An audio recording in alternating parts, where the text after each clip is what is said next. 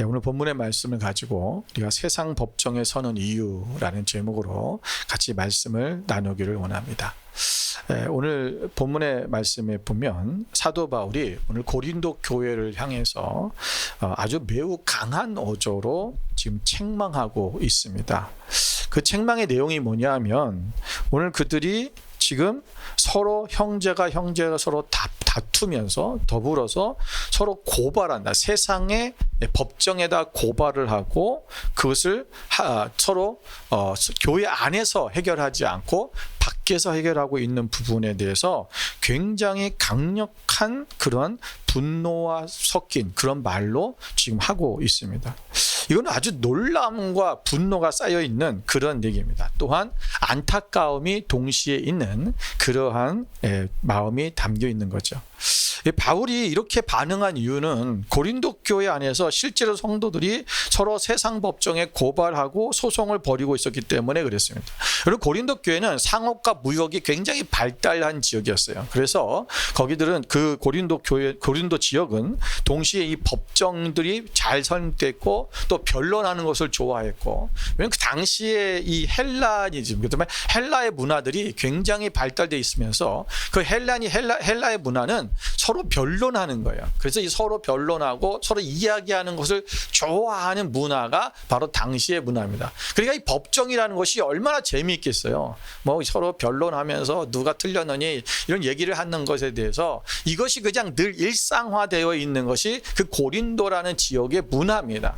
그러다 보니까 이 고린도 교회도 오늘 그 세상의 문화에 젖어서 그들이 세상의 문화와 가치관이 교회 안으로 그냥 들어와서 우리가 문제가 생기면 그것을 어디에다 법정에 가서 해결하면 돼 라고 생각했다라는 거예요. 오늘 바울이 분노한 것은 그들이 세상의 법정에 가서 그 법을 사용했다는 그 사실이 화가 나는 게 아니에요. 무엇이 문제였냐면 오늘 교회가 교회다움을 잃어버렸다는 것입니다. 여러분, 교회는 교회의 정체성이 있잖아요. 교회가 하나님 안에서, 성도들이 교회 안에서 그 자신들이 그리스도인으로서의 정체성이 무엇이냐, 그것을 잃어버렸기 때문에 오늘 서로 법정에 가서 서로 싸우고 고발하는 그런 일들이 일어나고 있다는 것을 말씀하고 있는 거예요. 그래서 오늘 이 본문을 통해서 도대체 왜 고린도 교인들은 자꾸 세상의 법정에 갔을까? 그리고 세상의 법정에 서는 것을 좋아했을까? 그리고 오늘 이 말씀이 우리에게는 어떤 의미로 다가오는 것인가? 오늘 우리에게 하시는 말씀은 무엇인가? 라는 것을 우리가 함께 살펴보면서 우리 하나님 말씀의 은혜를 나누기를 원합니다. 첫 번째로 오늘 이들이 세상의 법정에 선 이유가 뭐냐 하면 첫 번째는 그들이 손해를 보기 싫어서입니다. 여러분, 손해를 보기 싫었다는 거예요. 직접적인 이유는 그겁니다. 여러분, 우리가 고린도서 6장에 보면 오늘 이거 본문의 앞에 이 6장 앞절에 있는 5장 후반부와 그 다음에 우리 8절 이후에 있는 9절, 10절, 11절의 내용에 보면 이런 얘기가 나와 있어요. 여기 보면 뭐가 있냐면 5장 11절에 보면 너희가 이제 내가 너희에게 쓴 것은 만일 어떤 형제라 일컫는 자가 음행하거나 탐욕을 부리거나 우상 숭배를 하거나 모욕하거나 술 취하거나 속여 빼앗거든 사귀지도 말고 이랬잖아요. 그러니까 여기 보면 속여 빼앗거든, 이제 속여 빼앗는 사람이 있다는 거예요. 또 여기 9절 이후에 보면 여기 이제 뒤에 보면은 10절에 이런 말씀이 있어요. 여기 보면 10절에 도적이나 탐욕을 부리는 자나 술 취하는 자나 모욕하는 자나 속여 빼앗는 자들은 하나님의 나라를 유업으로 받지 못하리라. 자, 여기 보면 우리가 속여 빼앗는 자, 속여 빼앗는 자를 오늘날로 우리가 한마디로 말하면 뭐예요? 사기꾼이에요. 사기친 거예요. 여러분, 교회 안에서 사기 쳤어요. 여러분들 실제로 오늘날도 교회 안에서 사기를 치는 사람들이 많습니다. 우리 지난주도 잠깐 말씀드렸지만 우리가 많은 분들을 전도하다 보면 다 나는 교회 가기 싫어요라고 하는 분들이 대부분의 얘기 중에 많은 퍼센티지가 내가 옛날에 교회를 갔었는데 내가 그때 교인한테 사기를 당했어요. 이 말씀을 많이 해요. 여러분, 이것은 지금 6장 7절과 오늘 본문에 있던 7절 8절에도 보면 너희가 피차 고발함으로 이미 크게 잘못한 것이 있나니 차라리 불의를 당하는 것이 낫지 하며 차라리 속는 것이 낫지 아니하냐. 이렇게 말씀하고 있어요. 그러니까 서로 피차 고발하는 것, 이게 크게 잘못한 것, 무엇인가 누가 잘못한 게 있다라는 거예요. 그죠? 근데 우리가 불의를 당하는 거, 차라리 내가 고발하지 말고 차라리 불의를 당하는 게 낫고 차라리 속는 것이 낫다라고 사도 바울이 지금 이야기를 하고 있는 거예요. 여러분, 이 말씀은 누군가는 지금 억울한 일을 당하고 있다는 거죠. 누군가는 억울하고 손해를 받고 누군가는 사람을 속였다는 것입니다. 그리고 이득을 취했다라는 거죠. 여러분, 당하는 사람의 입장에서 보면 충분히 우리가 이해가 되는 말씀이잖아요. 속임을 당했고 내가 재산을 빼앗겼고 억울함이 쌓였다면 오늘 그냥 넘어가라고 하는 이 말이 그냥 쉽게 들리지는 않을 거예요. 여러분, 우리는 정의를 세우고 싶고 공의를 실현하고 싶고 그리고 무엇보다도 우리에게 끼쳤던 손해를 회복하고 싶은 것이 인간의 마음이잖아요. 그런데 그래서 이것을 할 수 있는 가장 쉽고도 빠른 방법이 뭐냐면 법정에 서는 거예요. 고발하는 거죠.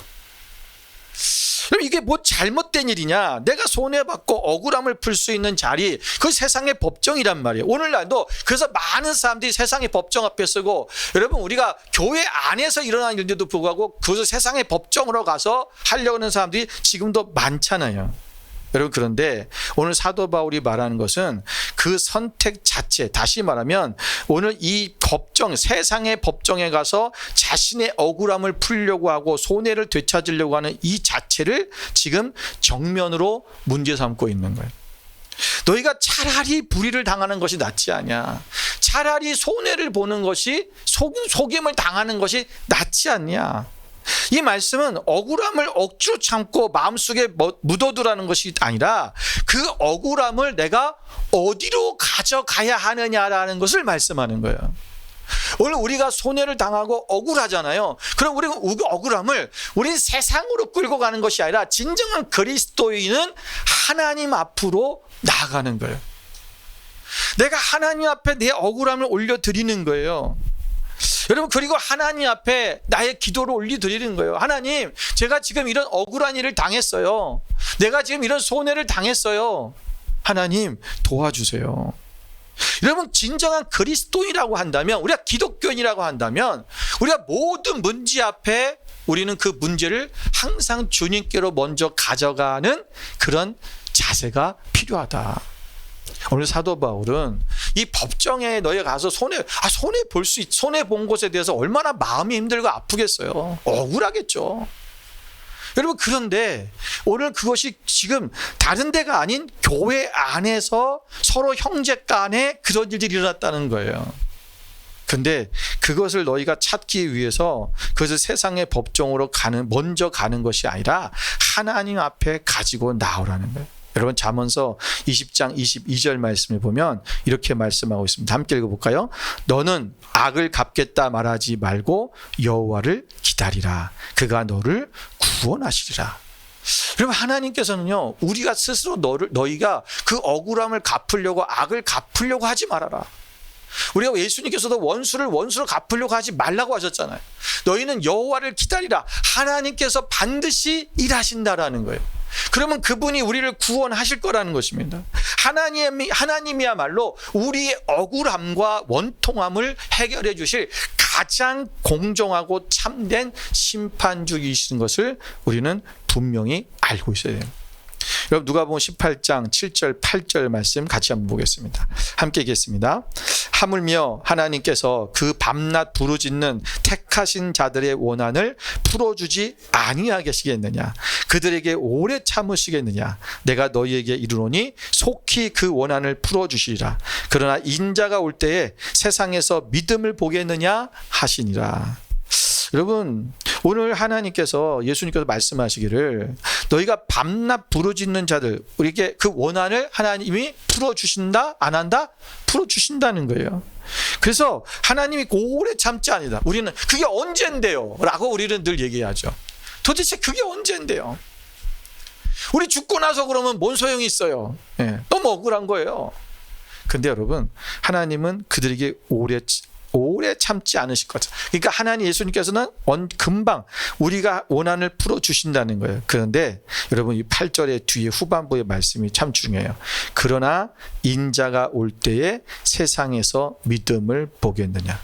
이게 무슨 말이냐면 하나님이 하실 것을 믿고 기다리는 사람이 없을 것이다라는 거예요. 그런 사람들이 점점 주님이 오실 날이 가까울수록 그런 사람들이 점점 없어진다.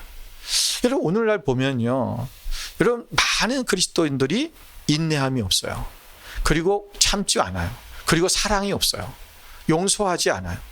과거에는 어떤 사람이 뭐 자신에게 원한을 줬던 사람, 뭐 이런 자기를 뭐 힘들게 했던 사람, 이런 사람들을 용서했다라는 얘기가 정말 많이 나왔어요. 심지어는 우리가 기독교인이라고 하면 그것이 당연하다고 생각했어요. 그런데 오늘날은 우리가 그리스도인이 불구하고 예수님 믿음에도 불구하고 내가 누군가를 나에게 손해를 끼친 사람을 내가 용서해요. 그렇게 말하는 사람이 많지 않다는 거예요. 여러분 우리도 이렇게 대화를 하다 보면 어떤 사람이 억울한 일을 당하면 우리도 당장 먼저 얘기하면 고소해요 이러잖아요. 예. 고발해요. 예. 여러분 우리가 이런 얘기가 우리도 모르게 먼저 튀어나와요. 여러분 세상이 점점 우리가 세상의 그런 문화와 세상의 가치관 속에 우리가 거기에 젖어가고 있다라는 것입니다. 여러분 예수님은요 친히 욕을 받으셨지만 예수님은 욕하지 않으셨어요. 예수님은 고난을 받으셨지만 자기를 고난을 주는 그들을 위협하지 않으셨어요. 오직 공의로 심판하시는 그분에게 모든 것을 맡기셨다. 그리고 부탁하셨다. 예수님의 그 십자가는요, 바로 우리의 어떻게 보면 이 세상에서 가장 억울한 게 있다면 예수님의 십자가에서 죽으심이죠. 예수님이 무슨 잘못이 있어요? 그런데 가장 극악한 범죄자가 죽는 사형법에 의해서 죽은 게 십자가형인 거예요. 그 당시에. 그러니까 당시에 가장 극형, 그것이 십자가형입니다. 예수님이 뭘 잘못했어요? 그런데 그들은 예수님을 모함하고 그리고 빌라도는 예수님 앞에 죄를 발견하지 못했어요. 놓아주려고 했어요. 그런데 이스라엘 백성들이 바라바를 내려주고 예수님을 십자가에 못 박으라고 소리치니까 혹시라도 자기 정치적 생명에 문제가 생길까 봐 예수님을 십자가에 못 박아 죽이라고 했어요. 여러분 세상에 이것처럼 억울한 죽음이 어디 있어요? 그런데 여러분 그 억울함을 예수님은 힘으로 풀지 않았어요. 그럴 힘이 충분히 있으신 분이에요. 그런데 하나님께 맡겼을 때 여러분 그것이 어떤 열매를 맺은지를 우린 십자가를 통해서 우린 잘 알고 있습니다.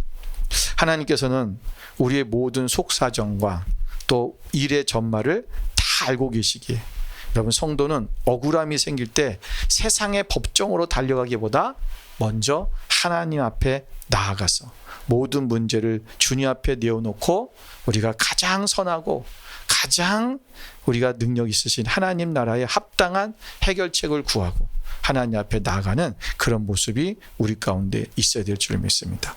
로마서 12장 17절 19절에 보면 사도 바울 또한 같은 이야기를 합니다. 여러분 함께 읽어볼까요? 같이 있습니다. 아무에게도 악을 악으로 갚지 말고 모든 사람 앞에서 선한 일을 도모하라. 할 수 있거든 너희로서는 모든 사람과 더불어 화목하라. 내 사랑하는 자들아 너희가 친히 원수를 갚지 말고 하나님의 진노하심에 맡기라. 기록되었으되 원수 갚는 것이 내게 있으니 내가 갚으리라고 주께서 말씀하시니라. 아멘. 여러분 너희는 이 모든 악으로 갚지 말고 모든 사람 앞에서 선한 일을 도모해라 했어요. 여러분 원수를 우리가 갚는 것이 아니라 원수를 갚는 것은 오직 하나님이 해주실 것이다. 하나님의 일이라는 거예요. 여러분 우리가 하나님의 하실 일을 우리가 하면 그건 뭐예요? 그거는 월권을 한 거죠. 우리가 할 일이 아니에요. 그건 하나님이 하실 일이라는 거예요.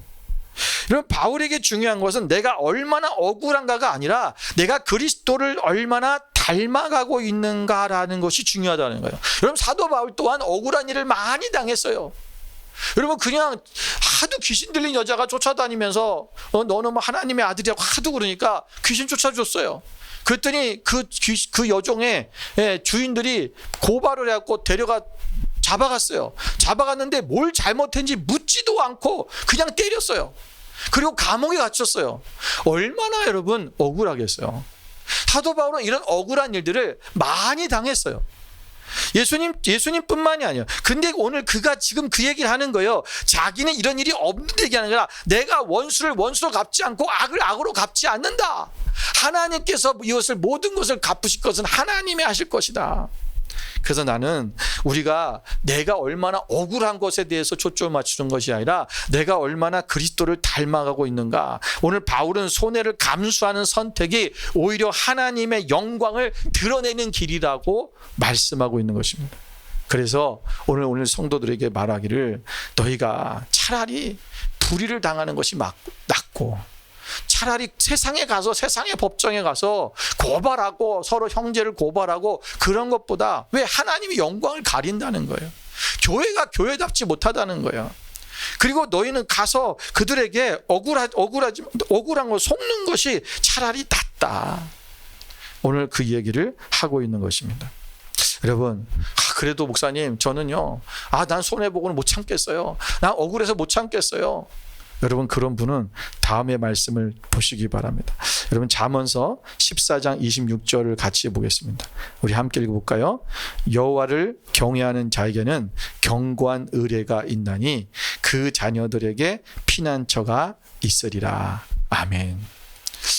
저는 잠언서를 잘 많이 보는데 이 잠언서를 계속 보거든요. 근데 잠언서를 지금 그렇게 수백 번을 봤을 거예요. 그런데 그 잠언서를 보면서 이 말씀을 처음 본 것처럼 들려왔어요. 여러분, 여호와를 경외하는 자에게는 견고한 의뢰가 있나니 그 자녀들에게 피난처가 있으리라. 여러분, 우리가 지금은 억울해요. 손해를 봐요. 근데 하나님을 경외하는 자는 하나님의 말씀대로 하는 거예요. 그러면 반드시 그 복이 어디로 오냐면요, 나한테 혹시 오지 않더라도 나의 자녀에게 와요. 하나님께서 우리 자녀들에게 피난처가 있을 것이다. 이 말은요, 자녀들을 하나님께서 필요한 것을 채우시고 자녀들을 잘되게 하시고 자녀들에게 복이 있게 하시고 지혜롭게 하시고 건강하게 하시고 하나님께서 그들의 모든 피난처를 허락하신다.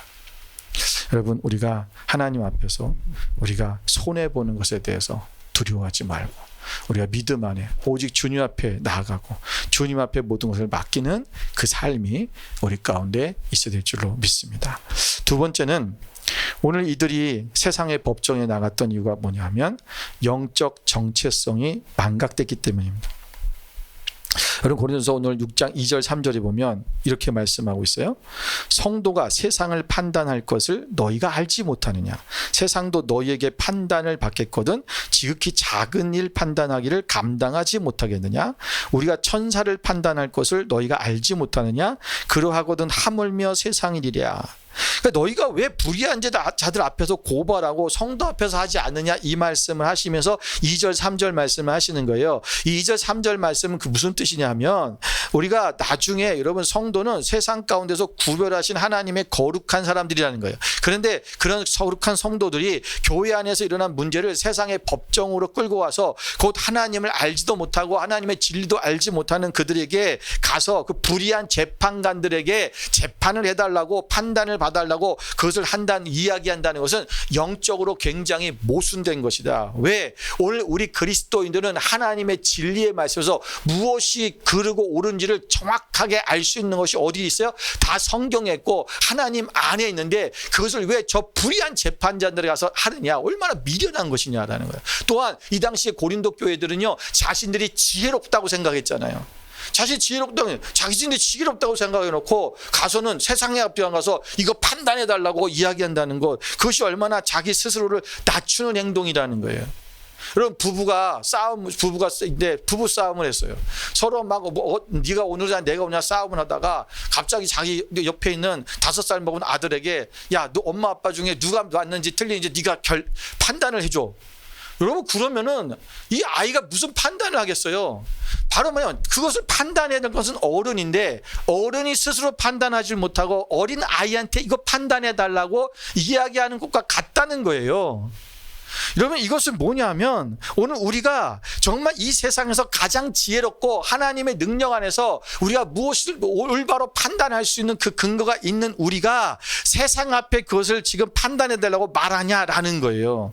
또한 여기서 말하는 것은 뭐냐면 여러분, 장차 여기 보면 뭐냐면 세상을 판단할 것이라는 것은 뭐냐면 우리가 예수 그리스도께서 다시 오실 때 재림하실 때 우리는 예수님과 함께 세상을 심판할 자리에 올라가요. 그래서 우리는 세상을 심판하고 천사라고 하는 것은 타락한 천사를 얘기하는 거예요. 다시 말해 사탄을 얘기하는 거예요. 우리가 그런 선들 우리가 심판하고 판단할 것이다. 주님과 함께 우리는 그 자리에 영화로운 자리에 올라가서 그럴 사람인데 그런 존재인 우리들이 지금 하물며 저 세상에 지금 세상의 가운데 살고 있는 그들에게 가서 그들에게 우리를 판단해 달라고 심판해 달라고 그렇게 말하는 것이 얼마나 이것이 어리석으냐. 우리가 영적인 우리의 정체성이 무엇인지를 잃어버린 거예요. 그리스도인이 누구냐라는 거예요. 이거를 망각해버리니까 세상 앞에 가서 무릎을 꿇는 거예요. 여기서 판단할 것이라는 말은 미래형이에요. 그래서 반드시 이루어질 종말론적 심판에 참여하게 될 우리의 신분을 말하는 거예요.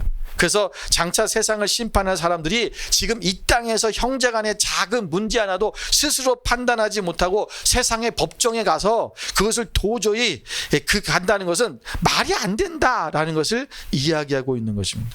여러분, 고린도 교회 성도들은 예수 그리스도의 피로 구속받은 사람들이었습니다. 성령이 거하시는 하나님의 성전이 그들이라고 말씀하셨어요. 여러분, 세상과 구별된 거룩한 공동체라고 했어요. 우리가 읽지 않았지만 6장 19절에 가면 자, 너희 몸은 너희가 하나님께로부터 받은 바 너희 가운데 계신 성령의 전인 줄을 알지 못하느냐라고 말씀하셨어요. 우리가 성령의 전이라는 거예요. 우리가 하나님의 집이라는 거예요. 그런데 우리가 그 정체성을 잃어버리고 우리가 거룩한 자들이 세상에 가서 세상 앞에 세상의 방식과 세상의 논리 앞에 무릎을 꿇는 것, 그것은 우리가 그리스도의 정체성을 잃어버린 것이다. 그래서 우리가 세상 앞에 나아가는 거예요. 여러분, 6장 5절에 보니까 오늘 뭐라 그랬어요? 내가 너희를 부끄럽게 하려 하여 이 말을 하노니 너희 가운데 그 형제간의 일을 판단할 만한 지혜 있는 자가 이같이 하나도 없느냐. 여러분, 이 말은 교회를 모욕하기 위한 말이 아니라 교회가 자기 자신을 너무 낮게 여기고 있다는 거예요. 교회 안에는 하나님의 지혜가 있어요. 교회 안에는 하나님의 말씀의 기준이 있어요. 성령님의 인도하심이 있는데 왜 그것을 사용하지 않느냐? 왜 굳이 세상 앞에 가서 판단을 받느냐라고 말씀하고 있는 것입니다. 우리의 영적 정체성을 잃어버리면 우리는 쉽게 세상 법정에 서게 됩니다. 내가 누구인지 잊어버리면 문제를 어떻게 해야 하는지도 잊어버리게 됩니다. 그래서 이 문제는 단순한 소송의 문제가 아니라 성도가 누구인가에 대한 정체성에 대한 근본적인 문제를 지금 다루고 있는 거예요. 우리가 그런 경우도 있어요. 교회 안에서 어떤 문제가 있거나 또는 교인들끼리 관계가 깨지고 또는 상처를 받고, 그런데 밖에 나가서 믿지 않는 자들에게 이걸 상담하는 사람들이 있어요.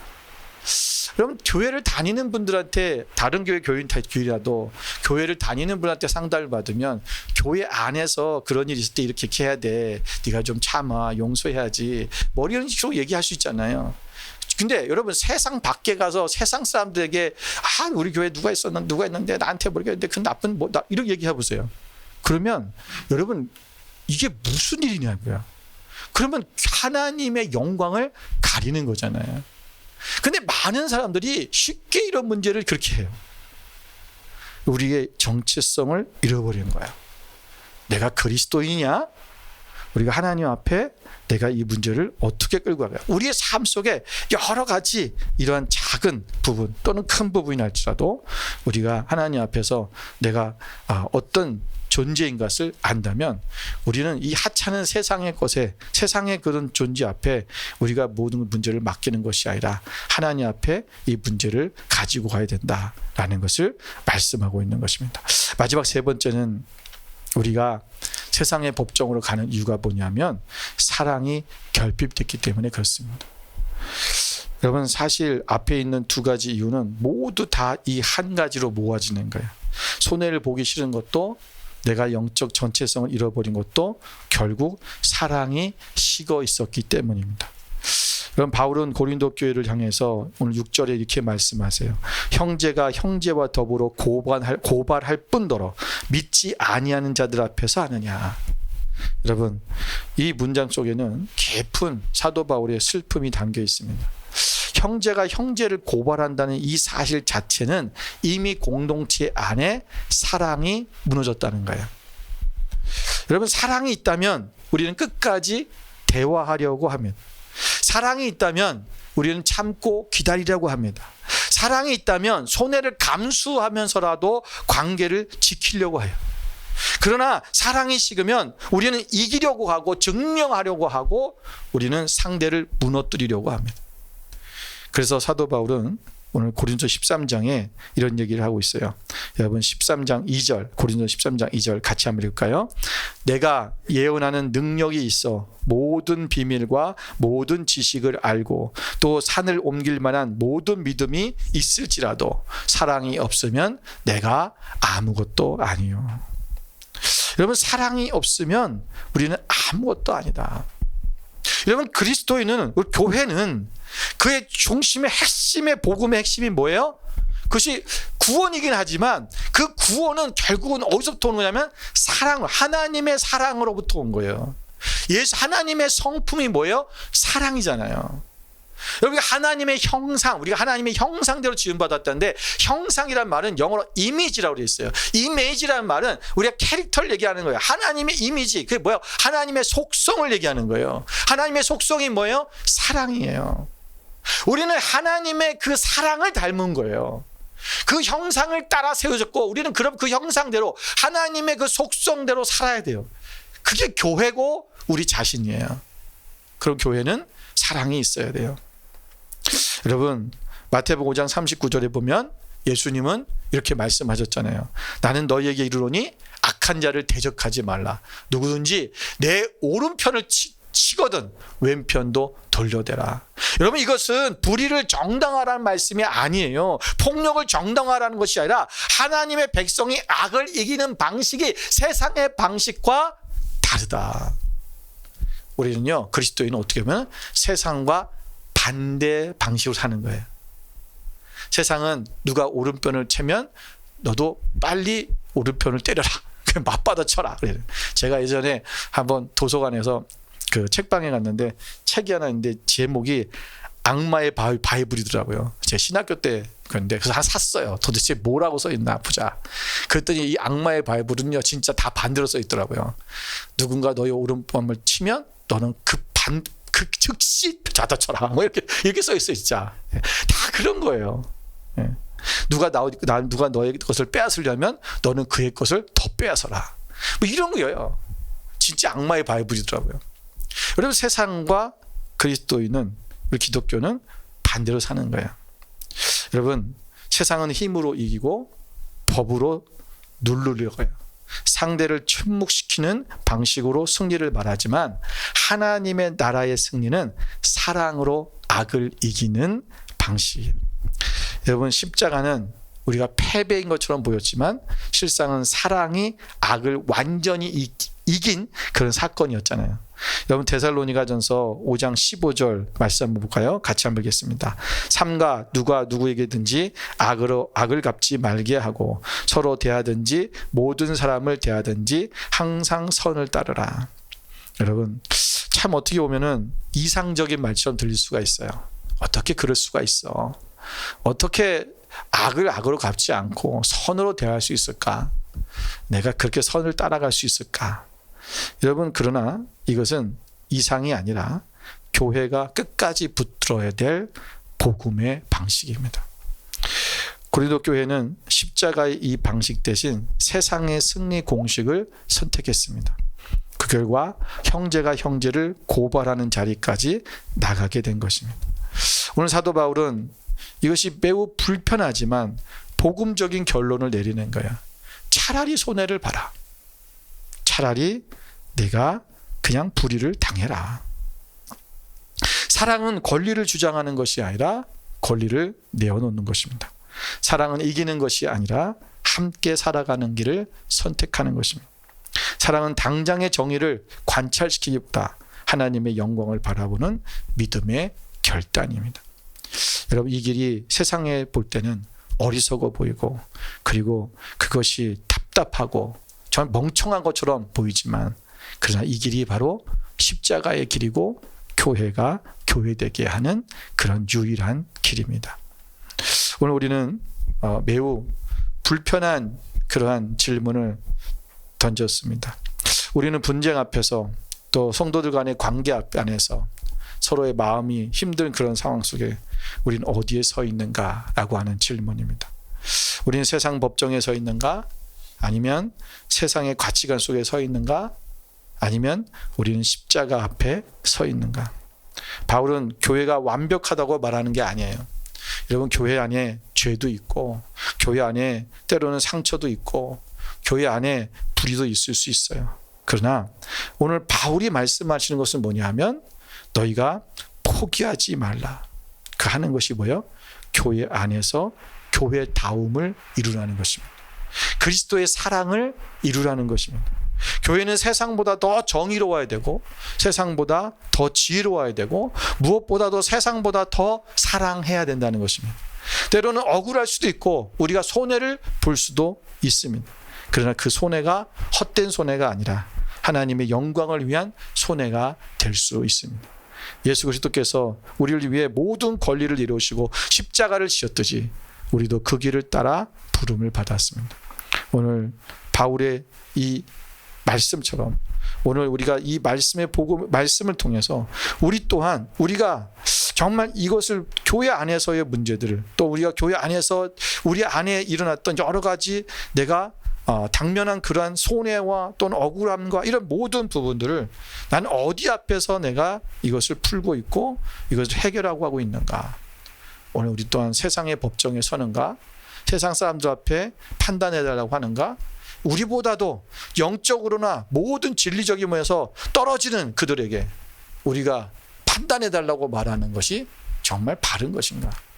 오늘 우리는 진정한 만유의 주 되시고 진리의 진리가 되신 우리 하나님 앞에 모든 것을 맡기고 십자가의 그 도를 우리가 붙잡고 그 안에서 모든 것을 해결하며 진정한 사랑으로 나아가는 그런 여러분이 되시기를 주님의 이름으로 축원을 드립니다.